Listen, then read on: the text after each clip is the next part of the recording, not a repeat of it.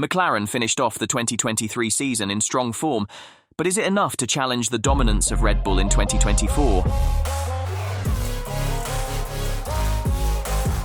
Team Principal Andrea Stella highlights the disjointed nature of the team at the beginning of last year, following the departure of nearly the entire technical leadership team. The numbers already were telling us that we could have struggled even from a conceptual point of view. We knew that we needed to have a late change of concept for the car, he told media, including Racing News 365. We saw that the concepts that we were pursuing wouldn't have taken us very far in terms of aerodynamic development. There were some elements of how the team were interacting at the time that were a little disjointed, and they needed to be reconciled. We needed to evolve towards a more effective organizational structure. Like many things in life, good things come to those who wait. When McLaren introduced their transformative upgrade at the Austrian GP, the difference was immediate.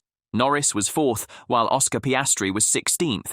It was not long before they started challenging for podiums and race wins, with the team emerging as a credible threat to Red Bull over Mercedes and Ferrari. The team has invested heavily in a new wind tunnel, which came online last year, and the mood within the camp is optimistic after their strong finish last year. Stella made it clear that the team wanted to retain these gradients heading into next year, although this might be easier said than done given Red Bull hardly updated the RB19 throughout last year. If the rumours are true about the RB20 being a significant upgrade on their dominant package, McLaren will need to find a lot of time over the course of the winter, not least with Mercedes and Ferrari scrambling to produce race-winning cars. McLaren managed to poach the high-level talent from Red Bull's inner circle last year in the form of Rob Marshall.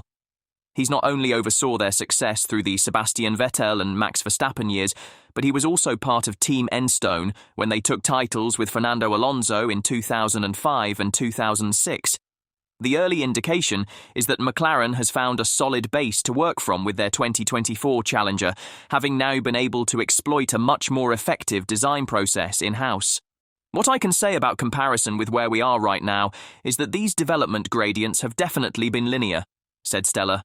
Whether they are steep enough to be competing for podiums or not, this one we will see on track, but we've definitely been able to, in every area, keep generating good ideas and having good interactions in the team with clarity as to who is doing what. All these seem to be in a much better place.